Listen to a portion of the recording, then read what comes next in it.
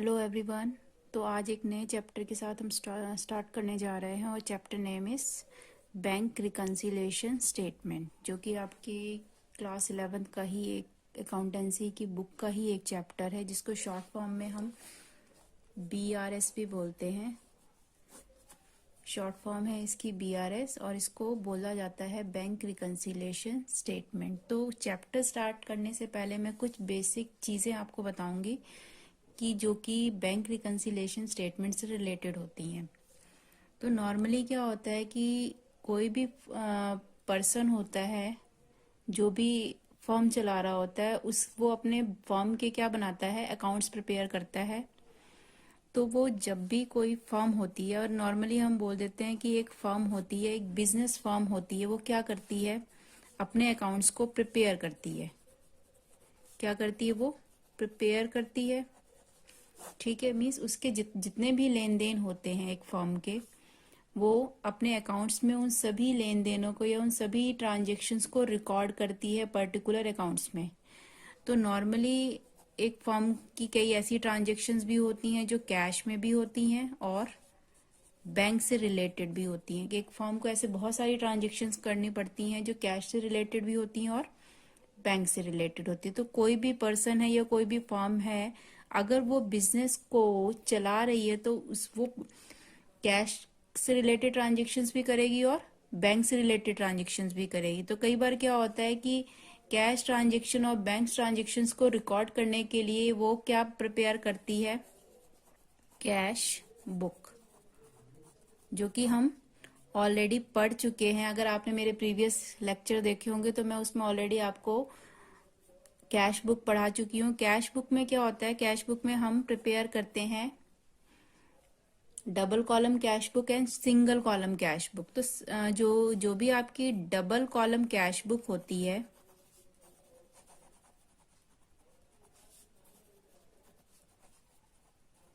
उसमें दो टाइप के कॉलम होते हैं। अगर आपको याद हो, एक तो आपका कैश कॉलम होता है और दूसरा होता है आपका बैंक कॉलम। तो जब हम बैंक रिकन्सिलिएशन स्टेटमेंट से रिलेटेड टर्म्स को पढ़ेंगे तो हमें कैश बुक के बैंक कॉलम को ही माइंड में रखना है, क्योंकि जो भी फर्म बैंक से ट्रांजेक्शन्स करती है उसी बैंक की ट्रांजेक्शन्स को ही यहाँ पर हम मैच करेंगे। किससे करेंगे? अब फर्म क्या होती है, फर्म अपने जितने भी लेन देन है कैश और बैंक में से रिलेटेड ट्रांजेक्शन्स कर रही है, तो कैश से रिलेटेड और बैंक से रिलेटेड दोनों ही ट्रांजेक्शन्स वो कहाँ पर ट्रांसफर करती है, अपनी कैश बुक में, जो कि डबल कॉलम कैश बुक कहलाती है। उसी तरह फर्म ने तो अपने कैश और अपने रिकॉर्ड्स को बनाने के लिए क्या प्रिपेयर किया, कैश बुक। उसी तरह जो बैंक्स होते हैं,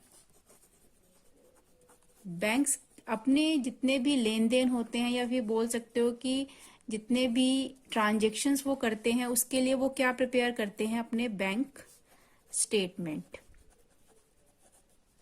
बैंक क्या प्रिपेयर करते हैं, बैंक स्टेटमेंट। फर्म क्या प्रिपेयर करती है, कैश बुक, और बैंक क्या प्रिपेयर करता है, बैंक स्टेटमेंट। तो जितने भी बैंक से रिलेटेड ट्रांजेक्शन्स होती है वो उसके लिए क्या प्रिपेयर करते हैं, बैंक स्टेटमेंट।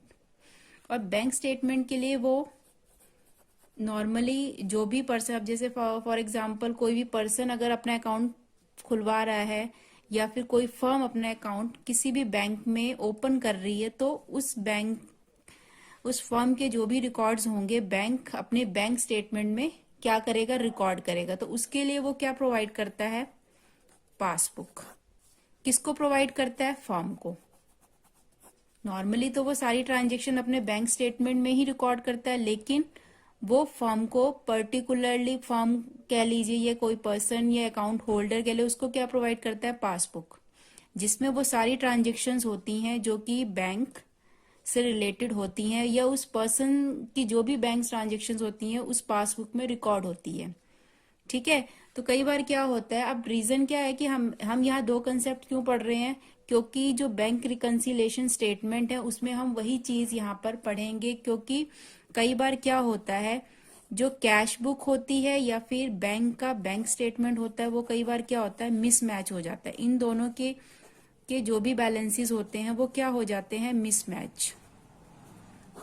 उस कंडीशन में इन दोनों के ही स्टेटमेंट्स को, या फिर आप बोल लो कैश बुक की ट्रांजेक्शन, कैश बुक की बैंक ट्रांजेक्शन से कि जितने भी ट्रांजेक्शन बैंक से रिलेटेड जितनी भी ट्रांजेक्शन है, या बैंक की बैंक स्टेटमेंट की जितनी भी ट्रांजेक्शन है, कई बार क्या होती है वो मिसमैच हो जाती हैं।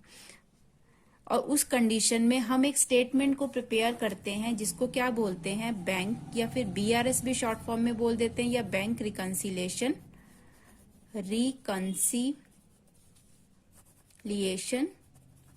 स्टेटमेंट, जिसको हम क्या बोल देते हैं, बैंक रिकंसिलिएशन स्टेटमेंट। तो फर्म के जितनी भी बैंक ट्रांजेक्शन्स होती हैं, और कई बार क्या होता है पासबुक में जो भी ट्रांजेक्शन्स बैंक करती है तो वो कई बार क्या हो जाती है, मिसमैच हो जाती है। तो उसको कंपेयर करने के लिए, उसको रिकंसाइल करने के लिए हम एक स्टेटमेंट को बनाते हैं जिसको क्या बोला जाता है, बीआरएस, बैंक रिकंसिलिएशन स्टेटमेंट। इसका मेन काम क्या होता है, ये बैलेंस को क्या करता है, ये बैलेंस को क्या करता है, रिकंसाइल करता है। इसका मेन काम क्या है, बैलेंस को रिकंसाइल करना। जो भी कैश बुक है, कैश बुक की जो भी बैंक ट्रांजेक्शन है, कई बार क्या होता है पासबुक में दी गई ट्रांजेक्शन से मिसमैच हो जाती हैं, मिल नहीं रही होती हैं। तो उस कंडीशन में हम एक स्टेटमेंट को प्रिपेयर करते हैं जिसको बोला जाता है bank reconciliation statement. Short form में हम इसको बीआरएस भी बोल देते हैं। इसका मेन काम क्या है, रिकंसाइल करना। रिकंसाइल मीन्स मैच करना कैश बुक की बैंक ट्रांजेक्शन को किसके साथ, पासबुक की ट्रांजेक्शन्स के साथ। अब ट्रांजेक्शन्स में कैसे डिफरेंस आता है, फॉर एग्जांपल एक एग्जांपल के थ्रू समझते हैं। एग्जांपल, कोई फर्म है, कोई अमाउंट डिपॉजिट करती है 10,000 की, कौन से कॉलम में करते हैं हम, उसे बैंक कॉलम में। बैंक ट्रांजेक्शन है, कोई भी अमाउंट है, उससे कोई, या फिर आप बोल सकते हो चेक रिसीव हुआ है, चेक रिपोर्ट डिपॉजिट किया गया है, तो हमने एंट्री कर दी है, कहाँ पे कर दी है, कैश बुक में।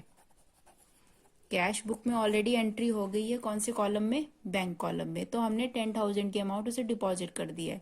उसी तरह अगर हम बैंक की बात करें, बैंक ने चेक, यहाँ पर चेक अमाउंट डिपॉजिट क्यों हुई है, क्योंकि चेक हमने डिपॉजिट मान लिया था, लेकिन एक्चुअल में बैंक ने अभी तक इस 10,000 की कोई अमाउंट यहाँ पे डिपॉजिट नहीं की है। तो यहाँ पर क्या हो जाएगी, वो चीज तो नील हो गई ना। ऑलरेडी हम कैश बुक में प्लस मान के चल रहे हैं, लेकिन बैंक में अभी तक वो चेक डिपॉजिट होने के लिए नहीं गया। तो उस कंडीशन में क्या होगा, जो कि पासबुक है उसमें कोई बैलेंस रिकॉर्ड ही नहीं होगा। उस कंडीशन में क्या होगा, हमारी जो कैश बुक है वो 10,000 से एक्सेस हो जाएगी, और पासबुक में वो 10,000 कम हो जाएंगे। तो उस कंडीशन में मिसमैच हो गया। तो यहाँ पर जो मिसमैच हुआ है, उस मिसमैच को रिकंसाइल करने का काम कौन करता है, बीआरएस। ठीक है। तो यहाँ पर जो भी मिसमैच हुआ है, पासबुक की बात करो, यहाँ मिसमैच किस वजह से हुआ है, passbook and cash book. Passbook और कैश बुक में जो भी मिसमैच हुआ है उसको रिकंसाइल करने का काम कौन करता है, बीआरएस। बीआरएस के थ्रू क्या होता है, बैंक रिकंसिलिएशन स्टेटमेंट के थ्रू क्या करते हैं हम, जो भी एंट्रीज हुई है या जो भी ट्रांजेक्शन्स हुई हैं, अगर उनको रिकॉर्ड नहीं किया जाता या उसमें कुछ एरर हो जाते हैं, तो उस कंडीशन में हमारी पासबुक और कैश बुक इक्वल नहीं हो पाती हैं या टैली नहीं हो पाती हैं ये। तो उस कंडीशन में उसको रिकंसाइल करने के लिए हम स्टेटमेंट को प्रिपेयर करते हैं जिसको बोला जाता है बैंक रिकंसिलिएशन स्टेटमेंट। क्लियर। अब एक चीज और समझते हैं कि हम कैश बुक, एक तरीके से आप इसे रूल ही मान लो, ये चीज हमें पता होनी चाहिए। तो जो आपकी कैश बुक होती है, ठीक है, जो आपकी कैश बुक होती है उसके दो टाइप के बैलेंस होते हैं। एक तो होता है डेबिट बैलेंस और दूसरा होता है क्रेडिट बैलेंस। जो आपकी कैश बुक होती है उसका एक तो होता है डेबिट बैलेंस, दूसरा कौन सा होता है, क्रेडिट बैलेंस। तो इस डेबिट बैलेंस को हम फेवरेबल बैलेंस मान के चलते हैं, और जो आपका क्रेडिट बैलेंस होता है उसको क्या मान के चलते हैं, अनफेवरेबल बैलेंस। उसी तरह जो आपकी पासबुक होती है, पासबुक के भी दो बैलेंस होते हैं, एक होता है डेबिट बैलेंस और दूसरा होता है क्रेडिट बैलेंस। तो जो आपकी पासबुक होती है पासबुक का जो डेबिट बैलेंस होता है उसको अनफेवरेबल बैलेंस माना जाता है, ठीक है। और जो क्रेडिट बैलेंस होता है उसको क्या मान के चलते हैं, फेवरेबल बैलेंस। तो ये दो बैलेंसेस ही होंगे जिसके थ्रू आप जितने भी बीआरएस के न्यूमेरिकल क्वेश्चंस होंगे उनको आप सॉल्व करोगे, ठीक है। ये दो टाइप के बैलेंस हैं, आपको ये कैश बुक के दो बैलेंस क्वेश्चंस में मिलेंगे या फिर पासबुक के दो बैलेंस क्वेश्चंस में मिलेंगे। तो आपको अगर डेबिट बैलेंस, आपको कई बार क्या होता है, कई बार आपको डेबिट बैलेंस क्वेश्चन के अंदर लिखा हुआ आएगा, लेकिन कई बार क्या होता है कि डेबिट बैलेंस मेंशन नहीं होता है, या फिर सिंपल ही balance as per cash book given होगा। तो अगर आपको ना तो क्रेडिट बैलेंस गिवन है ना ही डेबिट बैलेंस गिवन है, तो उस कंडीशन में आप उस बैलेंस को क्या मान के चलोगे, कैश बुक का फेवरेबल बैलेंस, जो कि कौन सा बैलेंस है, डेबिट बैलेंस। क्लियर। नाउ अब इसके मेन कंसेप्ट पे चलते हैं कि जो आपका बीआरएस है, थोड़ा थ्योरेटिकल पार्ट पे चलते हैं कि बीआरएस होता क्या है, ठीक है। बैंक रिकंसिलिएशन स्टेटमेंट क्या होता है normally, bank reconciliation statement is a statement prepared by the account holder on a particular date to reconcile the bank balance as per cash book with the balance as per bank statement और bank passbook. Bank reconciliation statement क्या होता है कि एक ऐसा statement होता है जो कोई फर्म या अकाउंट होल्डर प्रिपेयर करता है रिकंसाइल करने के लिए कैश बुक के बैंक कॉलम को पासबुक के बैंक कॉलम से या बैंक स्टेटमेंट से मैच करने के लिए प्रिपेयर किया जाता है बैंक रिकंसिलिएशन स्टेटमेंट। क्लियर। अब reasons of difference between balances as per cash book and bank statement और बैंक पासबुक, कई और अब रीजंस कौन कौन से होते हैं कि जो डिफरेंस आ जाता है हमारी पासबुक और कैश बुक के बैंक बैलेंस में। तो पहला डिफरेंस क्या है, डिफरेंस ड्यू टू टाइमिंग। कई बार क्या होता है कि जो डिफरेंस क्रिएट हो रहा है, ये मिसमैच हो रहा है, वो किस वजह से हो रहा है, difference due to timing. Timing की वजह से भी कई बार क्या होता है, मिसमैच हो जाता है, ठीक है। दूसरा है जैसे कि कई बार क्या होता है, जो हम ट्रांजेक्शन्स को रिकॉर्ड करते हैं, उन ट्रांजेक्शन्स को रिकॉर्ड करने के टाइम वो डिफरेंस हो जाता है उनमें, मतलब कि उनके रिसीव करने या उनके रिकॉर्ड करने में जो भी टाइम डिफरेंस होता है, उस डिफरेंस की वजह से भी कई बार क्या होता है, हमारी कैश बुक और पासबुक मिसमैच हो जाती है। दूसरा क्या है reason, transactions recorded by the bank. कई बार क्या होता है नॉर्मली, जैसे कि कई बार क्या होता है कि हमने अगर अकाउंट खुलवाया हुआ, तो नॉर्मली अगर हमारे अकाउंट में कोई इंटरेस्ट चार्ज किया जा रहा है या क्रेडिट किया जा रहा है, तो उस कंडीशन में कई बार क्या होता है, बैंक हमें इंफॉर्मेशन नहीं प्रोवाइड कर पाते। तो उस कंडीशन में भी कई बार क्या होता है, कैश बुक में वो ट्रांजेक्शन्स नहीं रिकॉर्ड हो पाती है। तो उस कंडीशन में भी क्या होता है कि बैंक की ट्रांजेक्शन्स को कैश बुक में ना रिकॉर्ड करने की कंडीशन में भी कई बार क्या होता है, जो हमारी पासबुक है या कैश बुक है वो मिसमैच हो जाती है। तीसरा है आपका एरर्स, छोटी छोटी गलतियां हो जाती हैं कई बार क्या ट्रांजेक्शन्स को रिकॉर्ड करने में। तो उस कंडीशन में भी कई बार क्या होता है कि हमारी पासबुक और कैश बुक क्या होती है, मिसमैच हो जाती है। और ये जो एरर्स होती हैं ये बैंक के थ्रू भी हो जाती हैं, ये अकाउंट होल्डर, दोनों ही बैंक के थ्रू भी ये एरर्स हो सकती हैं और अकाउंट होल्डर के थ्रू भी वो एरर्स क्रिएट हो सकती है। तो उस एरर की वजह से भी कई बार क्या होता है, हमारी जो पासबुक है और कैश बुक है वो मिसमैच हो जाती है। अब पहले डिफरेंस क्या था हमारा, डिफरेंस ड्यू टू टाइमिंग। तो टाइमिंग की वजह से ऐसे कौन कौन से डिफरेंसेस होते हैं जो टाइमिंग के थ्रू क्रिएट होते हैं। तो सबसे पहला डिफरेंस है cheques issued but not yet presented for payment. कई बार क्या होता है, चेक इशू कर देते हैं या पे कर देते हैं। इशू का मीनिंग मतलब होता है कि हमने पेमेंट ऑलरेडी कर दी है अपने कैश बुक में, लेकिन अभी तक वो बैंक में प्रेजेंट ही नहीं हुआ है, मीन्स बैंक वालों ने अभी तक कोई पेमेंट नहीं करी। तो उस कंडीशन में भी टाइमिंग की वजह से भी क्या हो जाता है, डिफरेंस आ जाता है। उस वजह से भी क्या होता है, हमारी कैश बुक और हमारी पासबुक मैच नहीं हो पाती। दूसरा डिफरेंस क्या है, check deposited into the bank but not yet clear. दूसरा रीजन है check deposited into the bank but not yet cleared. हमने ऑलरेडी चेक डिपॉजिट कर दिया है बट अभी तक उसको बैंक वालों ने क्लियर नहीं किया या फिर उसे सबमिट नहीं किया। तो उस कंडीशन में भी कई बार क्या होता है कि हमारी पासबुक और कैश बुक मिसमैच हो जाती है। Then second is reasons transaction recorded by the bank. कई बार क्या होता है, बैंक भी कुछ ट्रांजेक्शन्स को रिकॉर्ड करता है और लेकिन उसकी एंट्री कैश बुक में नहीं हो पाती है कई रीजन से। उनके रीजंस क्या है, तो पहला रीजन क्या है, interest credited bye the bank but not recorded in the cash book.